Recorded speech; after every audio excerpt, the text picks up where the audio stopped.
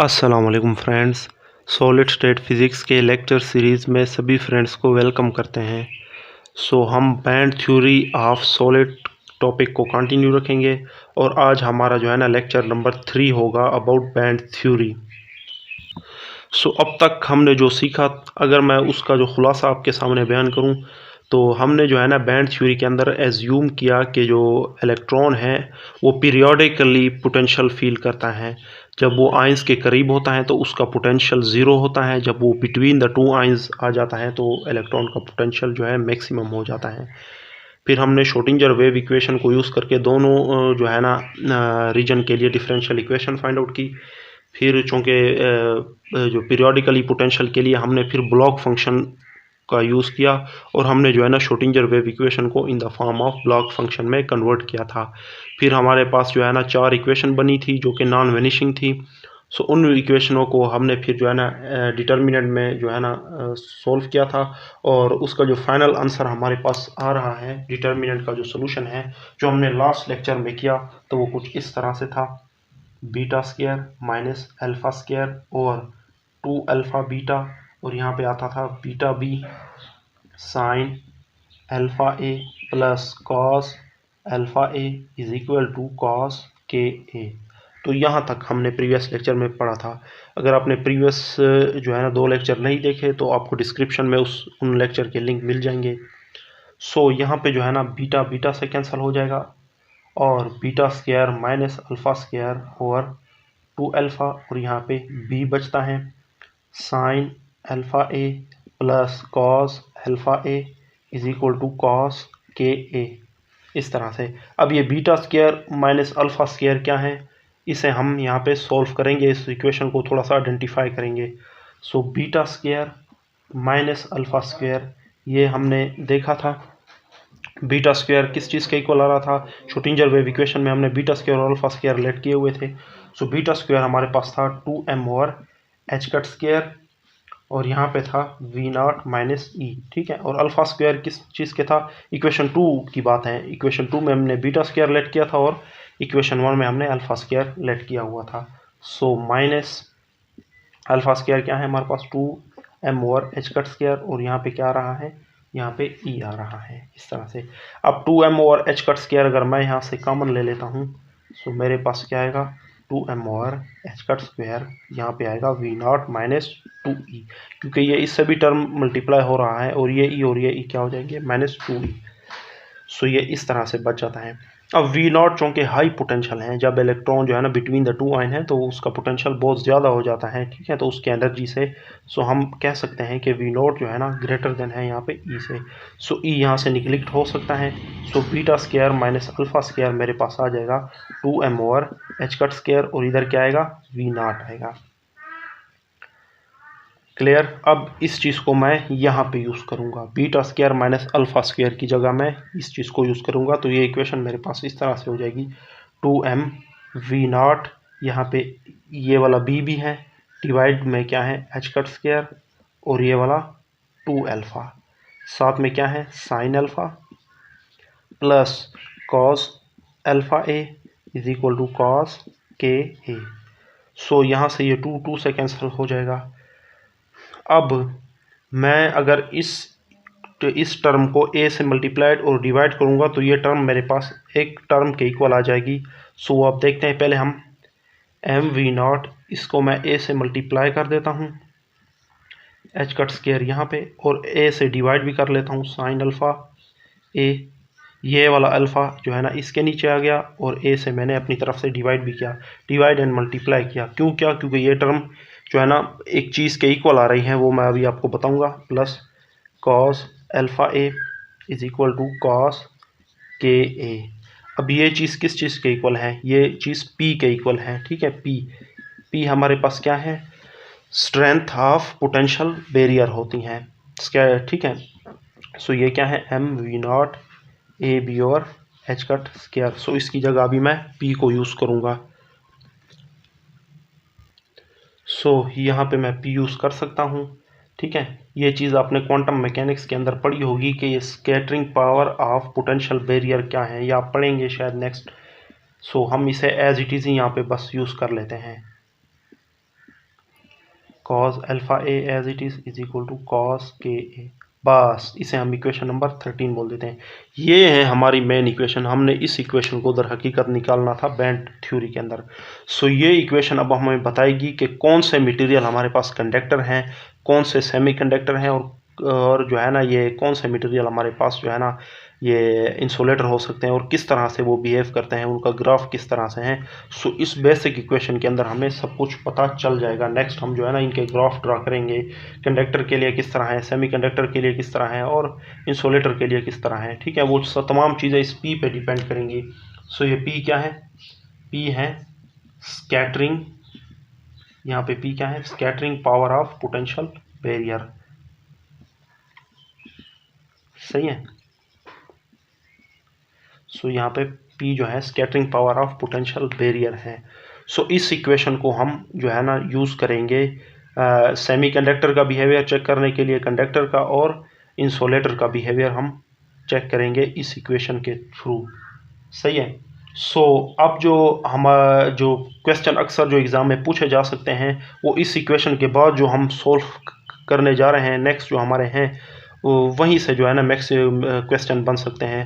सो जो है ना इस टॉपिक के लिहाज से कौन सा क्वेश्चन जो है एग्ज़ाम में अब तक पूछा गया है या पूछा जा सकता है, सो नेक्स्ट मैं आपको वो क्वेश्चन भी लिख दूंगा।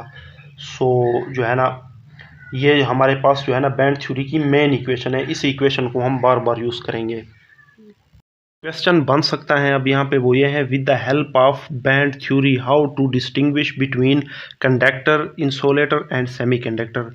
तो बैंड थ्योरी को यूज़ करके हमने जो है ना कंडक्टर, सेमीकंडक्टर और इंसुलेटर को एक्सप्लेन करना है। सो यहाँ तक तो हमने कर लिया। ठीक है, ये हमारा टॉपिक वैसे कंटिन्यू है, इससे आगे जो स्टेप हैं वो अब हमने करने हैं। लेकिन यहाँ अब एक क्वेश्चन बन रहा है और ये क्वेश्चन एग्ज़ाम में पूछा भी जा चुका है और नेक्स्ट भी पूछा जा सकता है।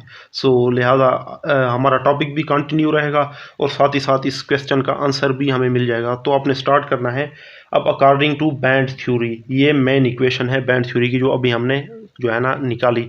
यहाँ पे P क्या है? Scattering power of potential barrier. सही है। और जो है ना इस इक्वेशन के थ्रू हम फाइंड आउट कर सकते हैं कि सेमीकंडक्टर किस तरह से होते हैं, कंडक्टर किस तरह से होते हैं और इंसुलेटर जो है ना वो किस तरह से होते हैं। सो इस इक्वेशन को यूज़ करके जो है ना हम इन तीनों के बिहेवियर को समझ सकते हैं। सो ये जो left hand side of equation है ना, यहाँ पे P मेजर रोल प्ले कर रहा है, P। ठीक है। So left hand side of equation को मैं y एक्सिस पे ड्रा करूँगा। सही है। Left hand side of equation को विद रिस्पेक्ट टू एंगल, ये अल्फा है, यहाँ पे एंगल है, और ये कॉस के ए क्या है यहाँ पे, ये एक बाउंड स्टेट को शो करता है। जब हम डायग्राम बनाएंगे तब आपको समझ आएगी। तो सबसे पहले हम इसको y एक्सिस पे ड्रा कर लेते हैं, इस लेफ्ट हैंड साइड को। सो मैंने इसे इस तरह से y एक्सिस पे ड्रा कर दिया। और x एक्सिस पे मैं क्या ड्रा करूँगा? x एक्सिस पे जो है ना मैं अल्फ़ा ए। सो यहाँ पे मैंने x एक्सिस पे अल्फ़ा ए जो है ना लगा दिया, और y एक्सिस पे क्या है? ये वाली लेफ़्ट हैंड साइड। सो मैं इसे लेफ़्ट हैंड साइड कहूँगा। Left hand side of the equation को मैंने अल्फ़ा ए के लिहाज से अरेंज किया। अब यहाँ से मुझे पता चलेगा कि सेमीकंडक्टर किस तरह से हैं बैंड थ्योरी के अकॉर्डिंग, इंसुलेटर किस तरह से हैं और कंडक्टर का बिहेवियर किस तरह से हैं। सो अब जो है ना इस चीज़ को हम यहाँ पे समझ सकते हैं।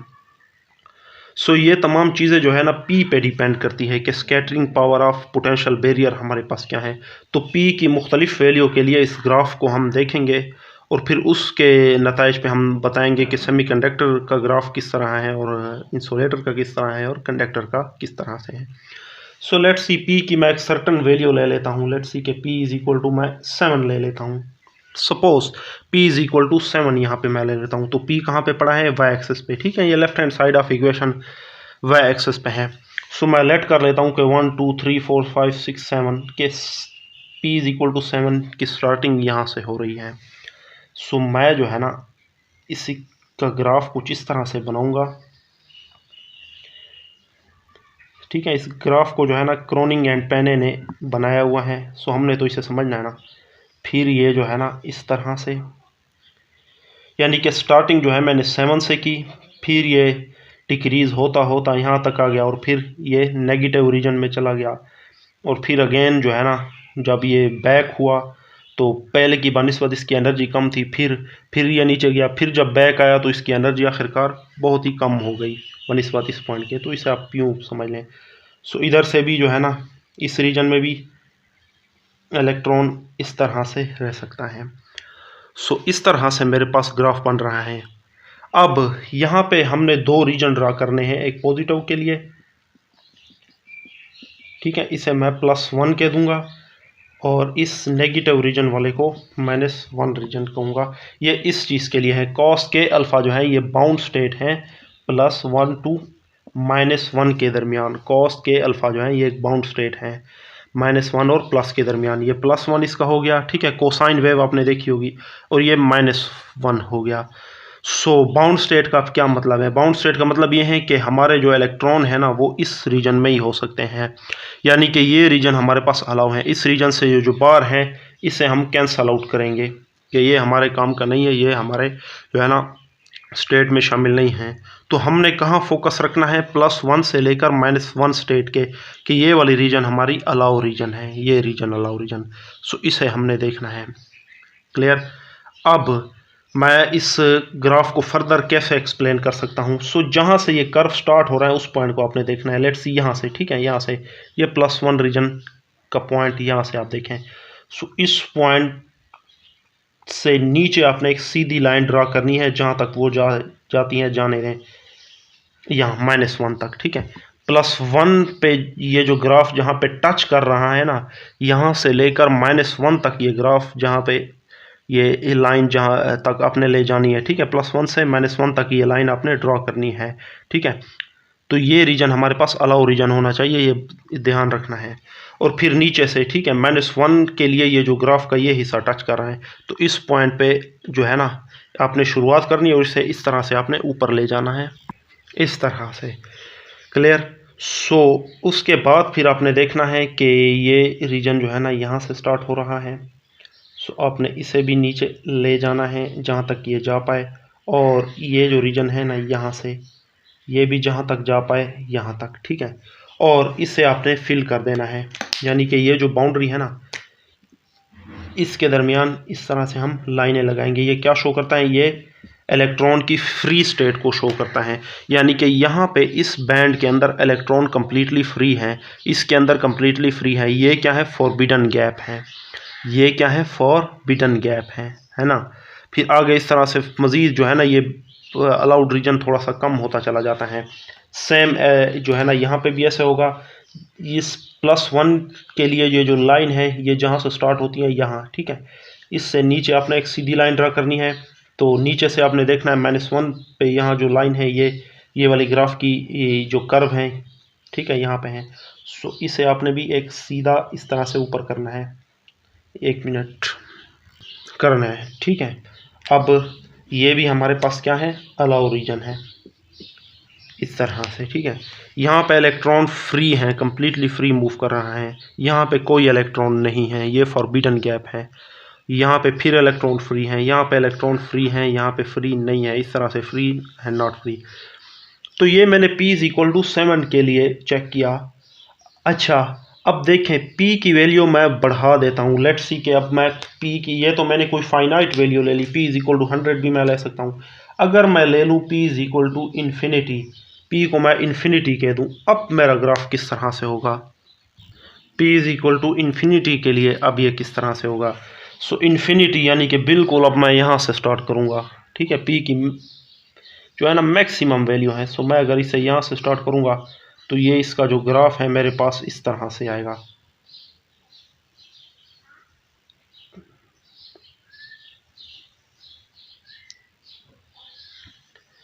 क्लियर?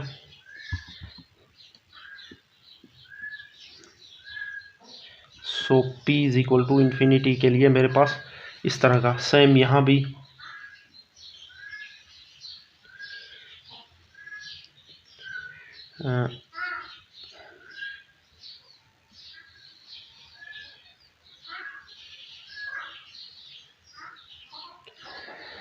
इस तरह से मेरे पास बनेगा।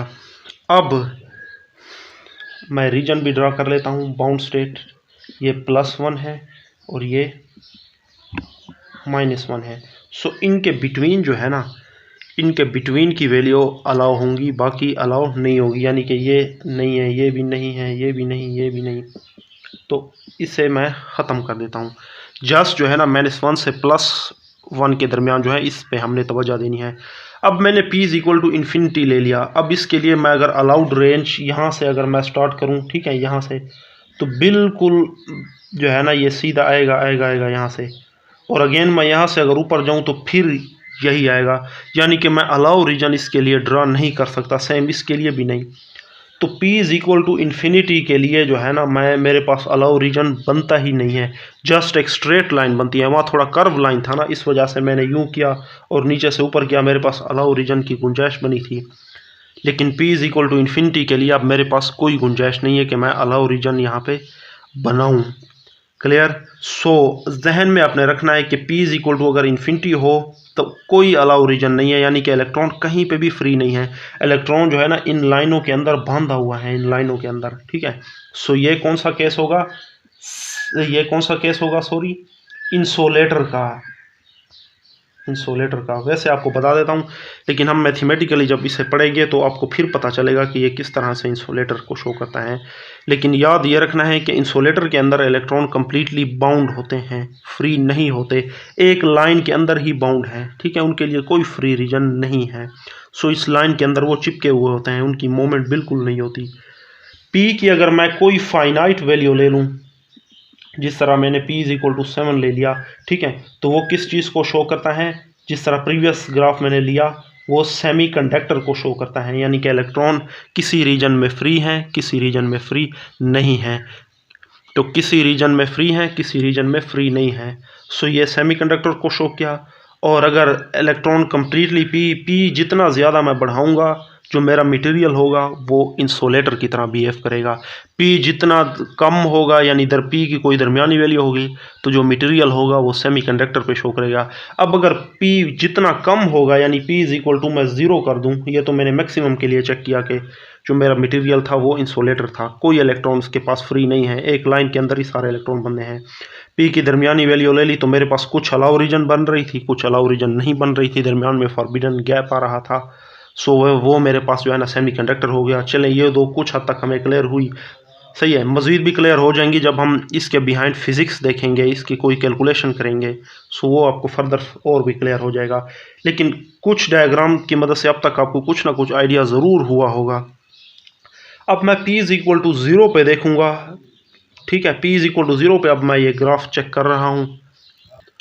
For p is equal to 0, p मैंने 0 कर दिया, यानी कि p यूँ समझ लें कि y एक्सिस है ही p, क्योंकि यहाँ पे p मेजर रोल प्ले कर रहा है, p वेरिएबल है।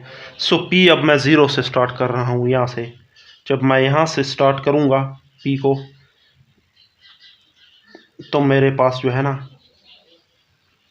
इसके जो बनेंगे, ठीक है, इस तरह नेगेटिव साइड पे भी मैं इसे ले जाता हूँ। सो यूँ बनेंगे। अब मैं जो है ना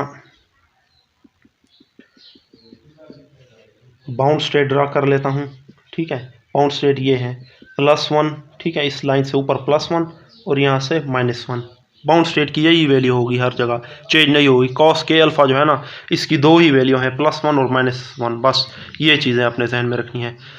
अब एक तो मैं p इज़ इक्वल टू 0 के लिए ये चीज़ देख रहा हूँ कि जो है ना जितनी भी मेरे पास ये वेव बनी है, ठीक है, ये सारी की सारी जो है ना इस बाउंड स्टेट के अंदर है।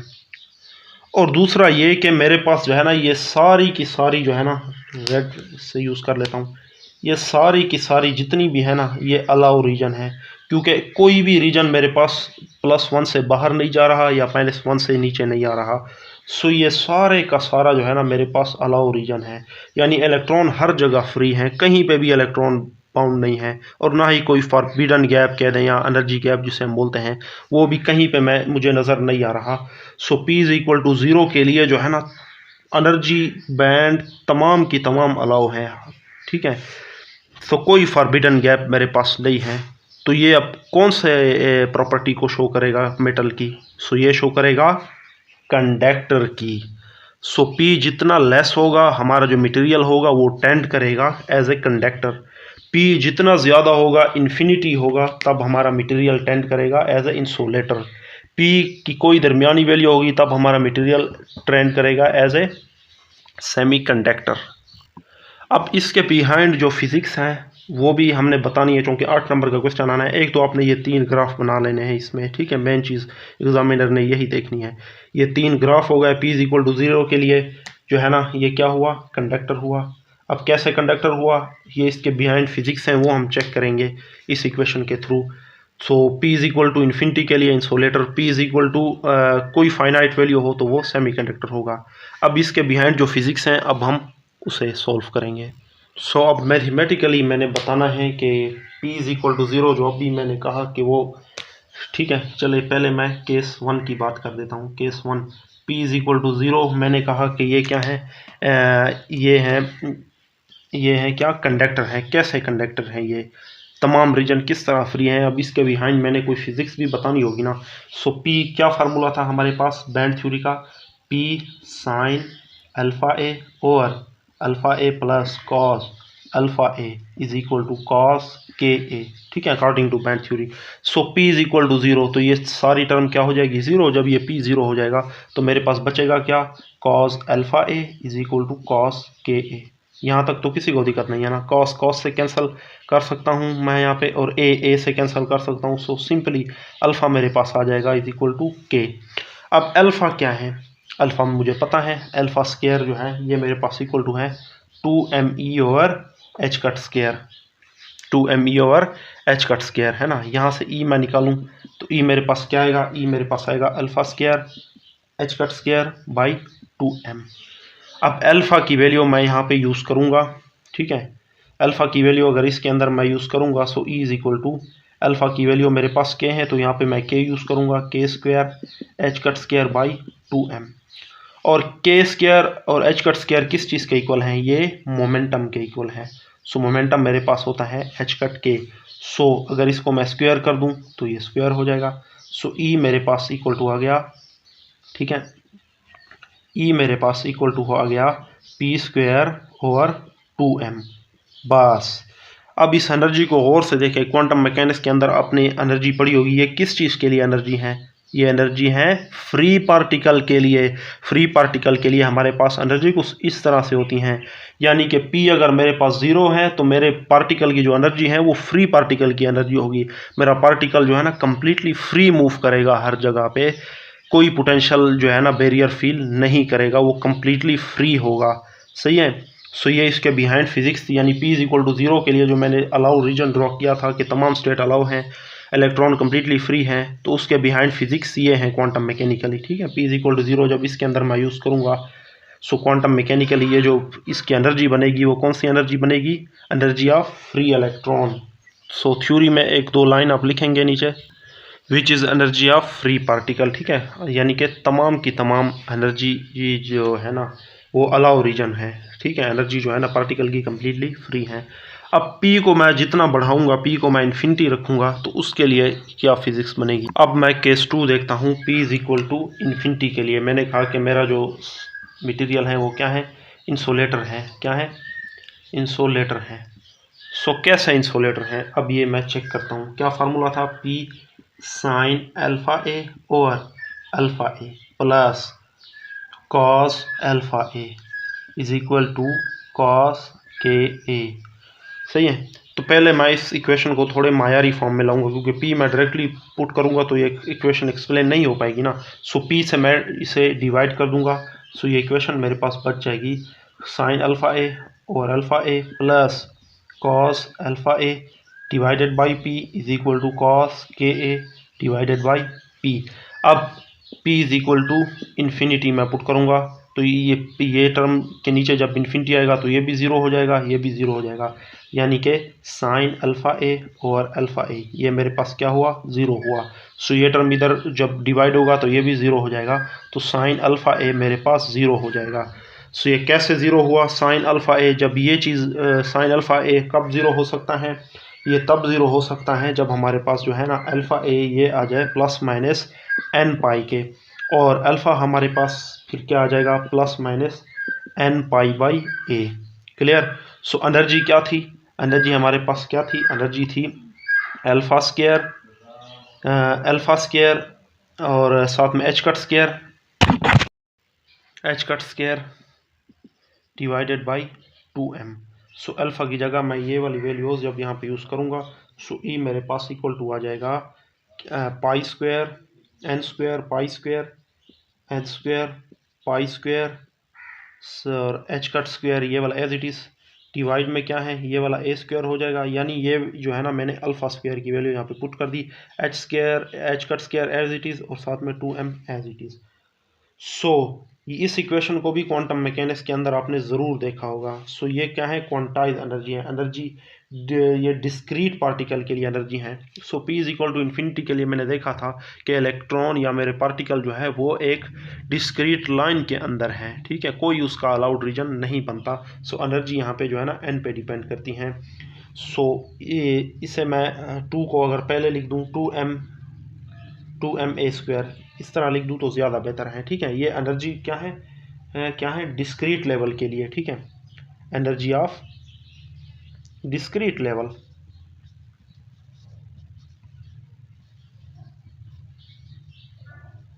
So energy of discrete level के लिए है, यानी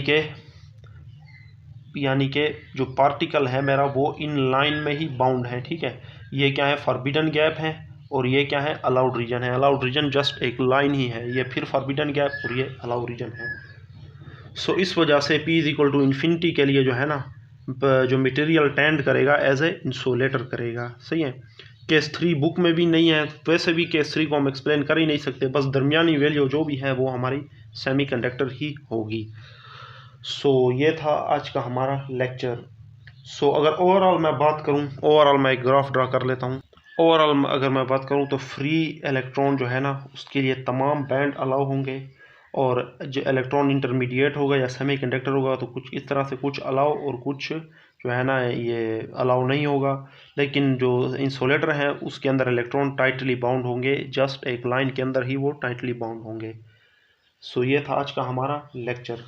सो नेक्स्ट लेक्चर तक के लिए अल्लाह हाफिज़।